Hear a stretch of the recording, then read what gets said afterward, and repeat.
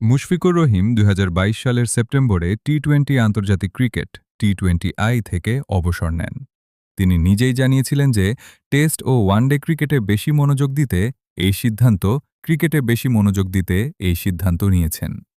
তবে আরও কিছু কারণ নিয়েও আলোচনা হয়েছিল। এশিয়া কাপ ২০২২-এ বাংলাদেশ ক্রিকেটের অন্যতম নির্ভরযোগ্য নাম মুশফিকুর রহিম। নিজের পরিশ্রম, ধৈর্য আর লড়াকু মানসিকতা দিয়ে তিনি কোটি ভক্তের হৃদয় জয় করেছেন।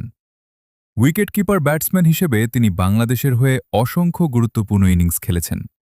কঠিন পরিস্থিতিতে দলকে বারবার উদ্ধার করেছেন এই অভিজ্ঞ ক্রিকেটার।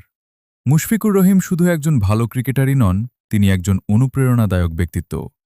মাঠে তার দায়িত্বশীলতা এবং দেশের প্রতি ভালোবাসা তাকে বিশেষ মর্যাদা দিয়েছে।